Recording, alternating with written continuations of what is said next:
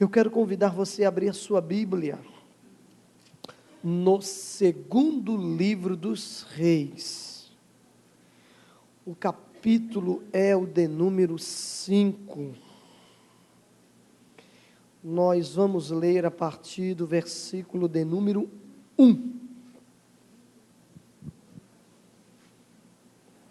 Capítulo de número 5.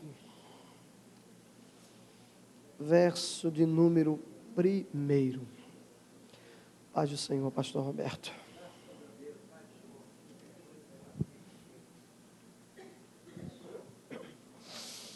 Quantos encontraram, irmãos, esse texto? Diga amém. Amém. Nós vamos ler alguns versículos. E eu gostaria que você acompanhasse a leitura.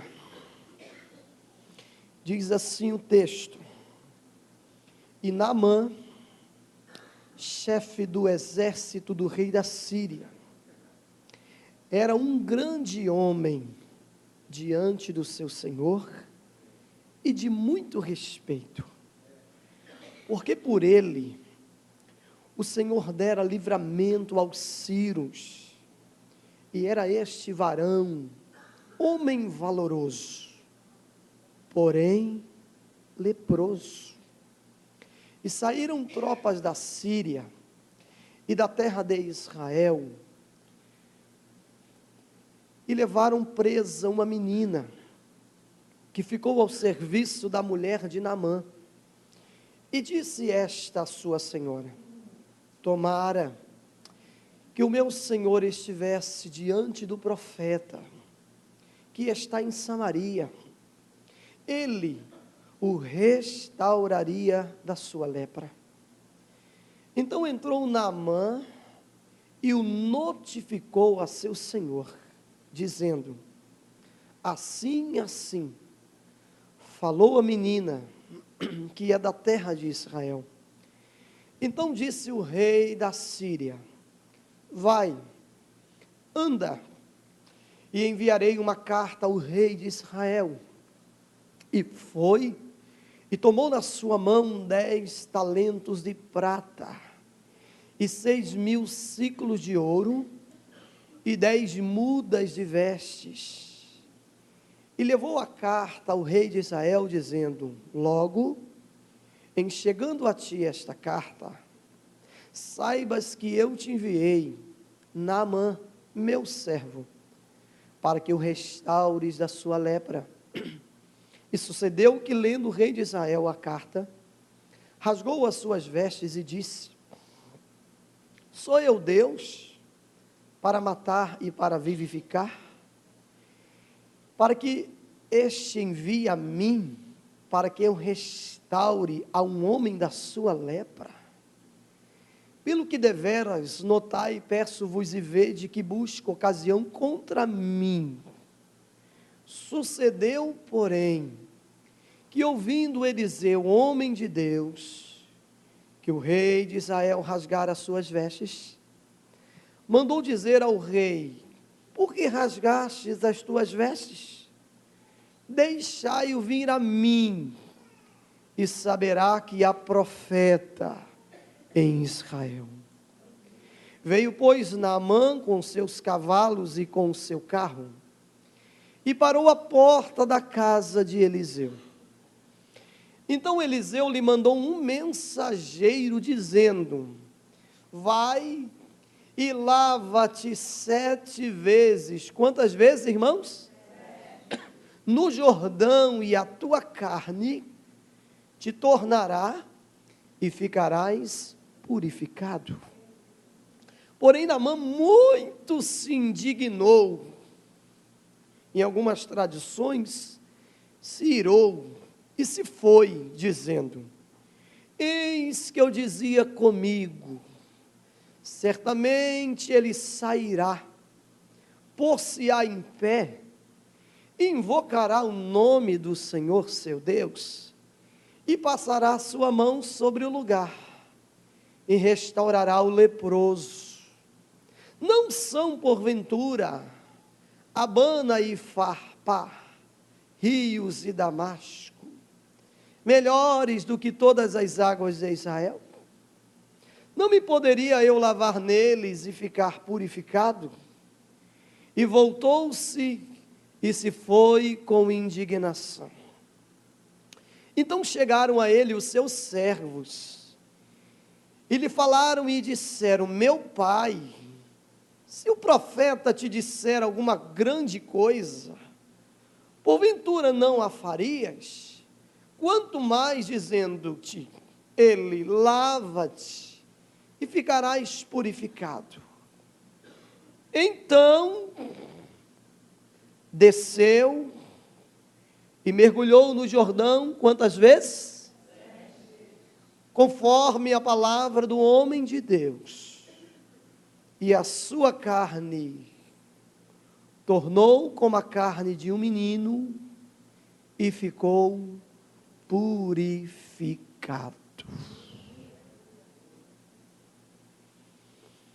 Irmãos, este texto, ele é por demais conhecido da igreja, e por que não dizer daqueles que são amantes da palavra de Deus.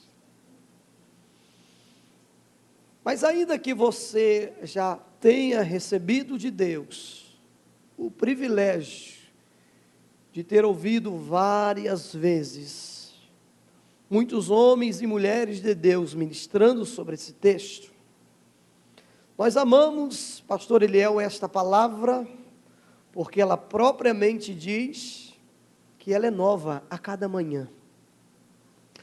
E ao olhar para esse texto, irmãos, o Espírito de Deus, ele ministrou 3 atitudes, ainda que pareça algo simples que você irá ouvir, mas acredito que o Espírito de Deus, ele vai aplicar ao seu coração a grande necessidade de nós mudarmos em alguns momentos da nossa vida a nossa rota em relação às nossas atitudes, para que possamos receber de Deus aquilo que precisamos na realidade. Eu acredito que aqui há uma variedade de necessidades, mas o que o texto esboça é que alguém precisava ser curado da lepra. E quando olhamos para a vida de Naamã, cujo nome significa agradável, Naamã foi um homem que recebeu pelo menos 5 privilégios de ter 5 virtudes, mas ele também tinha um grande problema. As 5 virtudes eram que, primeiro, Naamã, ele era um homem muito bem sucedido. Ele era o chefe do exército do rei da Síria, o Ben-Hadad II. Segunda virtude de Naamã, ele era um homem que tinha o seu talento reconhecido pelo próprio rei da Síria. Terceira virtude de Naamã, ele desfrutava, irmãos, de um conceito e de um respeito muito grande por todo o país que ele fazia parte. A quarta virtude de Naamã foi que ele foi um homem honrado pelo Deus que ele não conhecia, pois por meio dele, Deus havia dado livramento aos sírios. E quinto, Naamã era um homem tremendamente valente. Mas das 5 virtudes, o texto diz que, porém, Naamã era leproso. Você sabe muito bem que a lepra, ela era no tempo bíblico, uma enfermidade que, humanamente falando, segundo a medicina, ela era incurável. Além dela ser incurável, ela trazia uma consequência. Ela privava o leproso do convívio social. Levava ele a uma morte diária, lenta, sofrida, solitária. No rodapé da Bíblia Plenitude vai dizer que Naamã, há uma probabilidade dele não ter sofrido a consequência de viver fora do contexto social, devido a um padrão que talvez existia na Síria. Mas em Israel, você sabe muito bem que isso estava estabelecido pela lei. Eles viviam leprosos, uma morte diária, lenta, sofrida, solitária. Eles eram isolados do contexto social. E quando eu olho para essa história, irmãos, trazendo para os dias em que nós estamos vivendo, é exatamente assim que muitas pessoas estão vivendo. Apesar de terem alcançado um sucesso profissional, um sucesso familiar, de desfrutarem do respeito de todos que o ladeiam, apesar de se sentirem pessoas abençoadas por Deus, de serem valentes e lutadores, não são inteiramente felizes. Há sempre um porém, que consome as suas energias, priva a vida de muitas pessoas de uma felicidade plena e os leva a experimentar uma mortificação diária, lenta, sofrida e solitária. Mas Naamã, irmãos, encontrou a cura da lepra no Deus Israel. A lepra, a luz da Bíblia, ela é símbolo do pecado, sim. Ela é símbolo daquilo que deforma o homem. E infelizmente tem muitos que não estão leprosos, literalmente falando, mas estão espiritualmente falando leprosos. E precisam ser curados. E quais foram, pastor Almir, as atitudes que Naamã tomou para ser agraciado pelo Deus de Israel e ser curado da lepra? Primeiro, o texto nos revela que Naamã, ele deu ouvidos ao testemunho de uma pessoa simples. O texto vai dizer que Naamã, pastor Eliel, deu ouvidos às palavras de uma menina escrava. Tanto é que ele acreditou que levou o assunto de tamanha relevância ao rei, que estava sobre a autoridade dele, ou que estava sobre ele. Ele falava de algo que estava relacionado à sua necessidade. Mas a menina falou à sua esposa de algo aqui, irmãos, que estava relacionado àquilo que ela conhecia da sua terra, que ela não conhecia na teoria, mas daquilo que realmente ela deva ter visto. Ela disse: o meu Senhor conhecesse o profeta que está em Israel. Esta menina era muito simples, irmãos. Mas Naamã acreditou, pastor Roberto, nas palavras desta menina. E quantas das vezes, irmãos, nós deixamos de receber, porque desprezamos o testemunho vivo de alguém tão somente pelo fato de ser simples, de ser uma pessoa humilde. Será que nós poderíamos contabilizar quantas das vezes o patrão, a patroa, despreza o testemunho dos seus empregados, crentes? Será que teríamos condição de contabilizar quantas das vezes o rico, ele não dá ouvido a um crente pobre, no sentido financeiro? Quantas das vezes o doutor, o médico, ele desqualifica a palavra de fé de pessoas simples?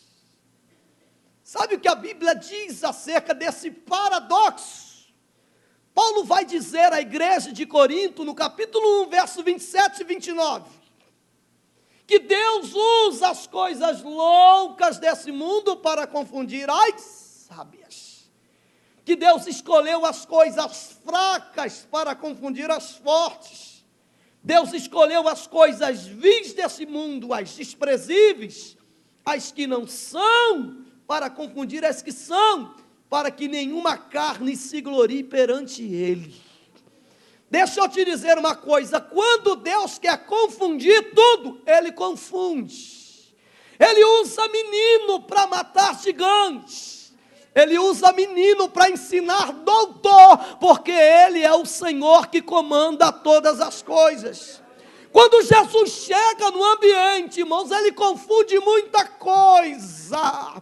Quando Ele quer confundir, Ele confunde. Porque quando Ele quer, o burro fica sábio e o sábio fica burro, porque a glória é exclusiva de Deus. E Jesus está aqui nesta noite, neste lugar. Diga para o seu irmão carinhosamente, por favor, se você quiser ser curado. Diga para o seu irmão, se você quiser ser curado, não despreze o testemunho de uma pessoa simples.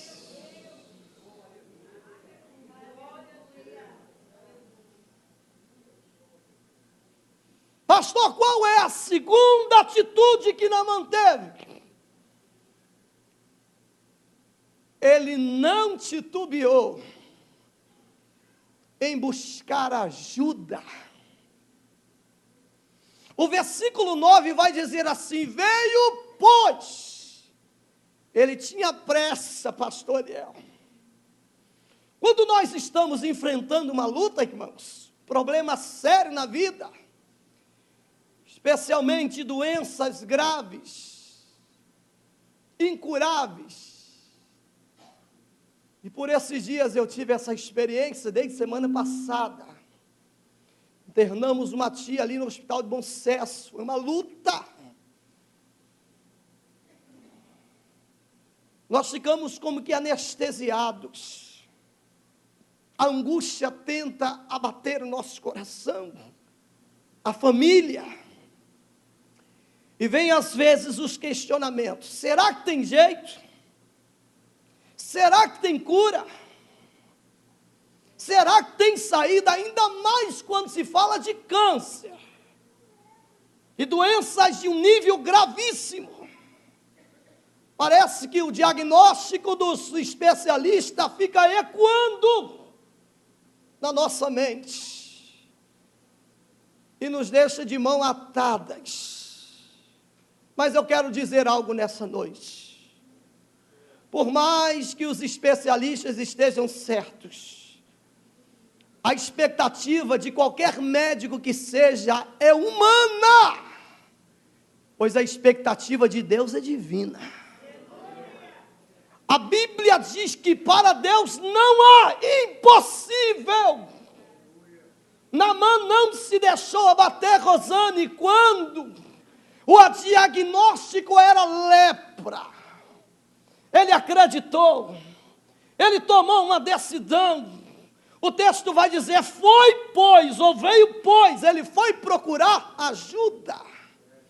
Muitas das vezes, irmãos, até acreditamos, Edinaldo, no testemunho de fé da vida de alguém, pastor Roberto, mas ficamos paralisados diante da luta, quando ela se levanta contra a nossa própria vida.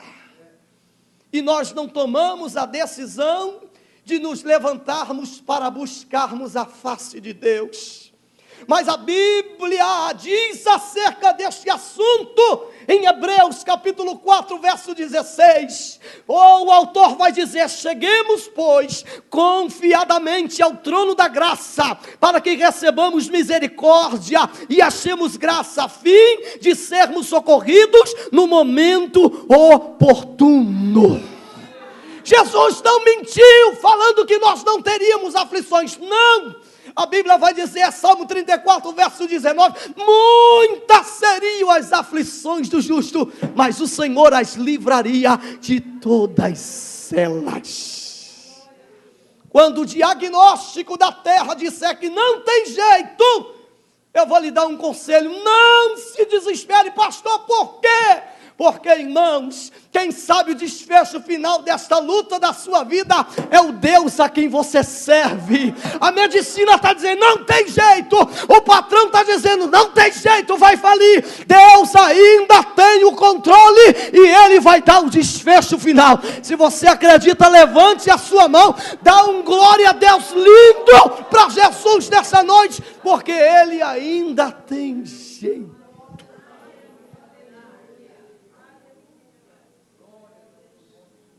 Agora seja humilde, vai buscar ajuda em Deus. E não foi isso que você veio fazer aqui hoje. Primeiro, Naamã ouviu o testemunho de alguém humilde, simples. Segundo, Naamã, ele se pôs a buscar ajuda. E a terceira atitude, eu termino aqui. Naamã venceu o orgulho e se humilhou perante o Deus de Israel. Você pode repetir essa expressão? Venceu o orgulho e se humilhou perante o Deus de Israel.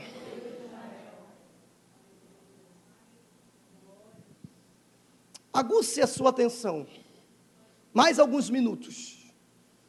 Quando Naamã chegou com a sua comitiva na porta da casa do profeta Eliseu, ele chegou com 4 coisas. Primeiro, ele trouxe prata e ouro, símbolos da sua riqueza pessoal.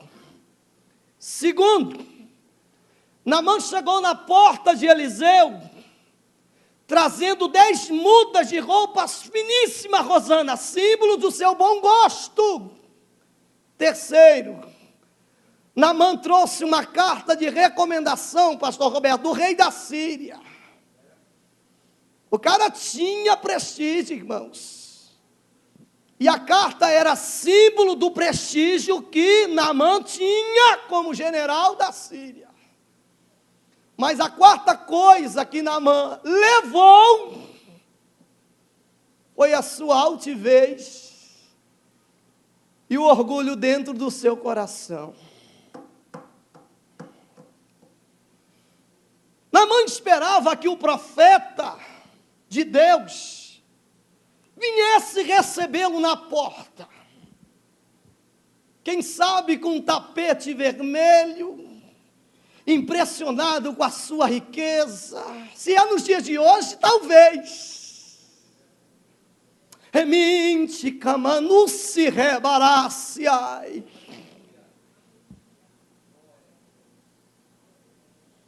Talvez ele pensou que Eliseu fizesse um ritual, pastor Roberto, diante dele, pelo qual estaria disposto a pagar muito bem. Esta era a intenção dele, se o problema fosse resolvido. Mas Deus é sábio demais. Alguém diz que é sabido demais o nosso Senhor. Ele resolveu quebrar o orgulho do general Naamã por meio do profeta. Além de Eliseu nem sair de dentro de casa, Eliseu disse assim: moço, vai lá atender este general. E diga para ele que o que ele quer receber vai ser mediante a uma atitude. Manda ele lá no Jordão e se banhar, mergulhar 7 vezes no barrento rio Jordão. Naamã se indignou,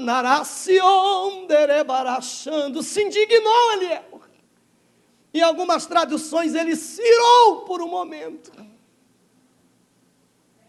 Ele revelou o orgulho a altivez que havia em seu coração, e negou-se. O texto diz que ele se negou a princípio cumprir a ordem do profeta. Se não fossem os seus soldados a convencê-lo, Naamã teria voltado para a Síria, Damares, exatamente do mesmo jeito que ele viera. Mas os soldados o amavam tanto, que chamavam ele de meu pai. Insistiram, e ele cedeu. Mesmo contrafeito, constrangido, ele tomou o banho da humilhação 7 vezes. O número 7 é número e símbolo daquilo que é perfeito, completo. Isto significa o que, pastor Almir? Naamã, ele foi totalmente humilhado diante dos seus soldados. Quando Deus do trono viu que Naamã se humilhou, Deus entrou em cena. Diga para quem está do seu lado, quando você e eu nos humilhamos, Deus entra em cena a favor da nossa vida. Quantas vezes, irmãos, nós queremos nos aproximar de Deus, tentando impressionar a Deus, irmã Aline, com a nossa riqueza pessoal, com as nossas palavras bem elaboradas, com o nosso prestígio. Mas Deus não se impressiona com nada dessas coisas que nós consideramos importantes. Porque Paulo em Gálatas capítulo 2, verso 6 diz que Deus não aceita a aparência de homem. Deus decide humilhá-lo. Para que entendamos que qualquer ação dele na nossa vida é graça e não é mérito humano. Eu começo a terminar esta mensagem lhe dizendo que, infelizmente, quanta gente vem aqui nesse templo, volta vazia, não recebe nada de Deus, porque não querem se humilhar diante de Deus. São orgulhosas, pastor Eliel, se negam a vir à frente, receber até a oração, ou admitir publicamente a sua miséria e infelicidade, são orgulhosas. Revolta-se às vezes contra a orientação de Deus, de um homem de Deus. Sabe que a Bíblia fala acerca disso, irmãos? Qualquer, pois, que a si mesmo se exaltar, será humilhado. E qualquer que mesmo se humilhar, será exaltado. Mateus 23, 12. A Bíblia diz, em Tiago 4, 6, que Deus resiste ao soberbo, porém, Ele dá graça aos humildes. Quando Deus orienta o profeta Eliseu, Deus queria tratar com aquele general, para descer nas águas do Jordão. Era para quebrar o seu ego, o seu orgulho. Até porque a palavra Jordão significa aquele que desce. Se ele se banhasse nos rios de Abana e Farpar, ele continuaria no seu pedestal. Até porque os rios de Abana e Farpar eram conhecidos pela geografia bíblica, rios limpos demais. E há uma visão interessante nessa expressão de Abana, significa rochoso. Dentro do rio de Abana existe água, era tão limpa, dava para ver as pedras no fundo. E a expressão Farpar significa rápido. Naamã queria manter a sua postura em um lugar que tinha aparência, e ele queria rapidez. Deus disse, não vai ser do teu jeito. Aqui, irmãos, na casa de Deus, não há lugar para crentes soberbos e prepotentes, não. Na casa de Deus não recebe quem se exalta mais, não, é quem desce mais na presença de Deus, porque Ele é quem sonda os corações. E quando Deus mede alguém que entra pelo batente daquela porta, Ele não mede pela aparência do estereótipo, Ele mede pelo que vai aqui dentro. Porque tem muita gente fantasiando muita coisa. E Deus lhe convida, a igreja do Senhor, a descer no Jordão dele nesta noite. Mas uma coisa, e termino. A ordem não era para ficar com o corpo do lado de fora, não. A ordem era para que ele mergulhasse. Quando você mergulha, você imerge todo o seu corpo. Aí você pergunta, pastor, por que, aleluia, por que fulano não muda? Está tanto tempo na igreja. Porque ele não mergulhou, pastor Roberto. Tem gente que desce, Rosana, aí a água vem subindo, a água para no nariz. Ei, seu nariz tem que estar mergulhado.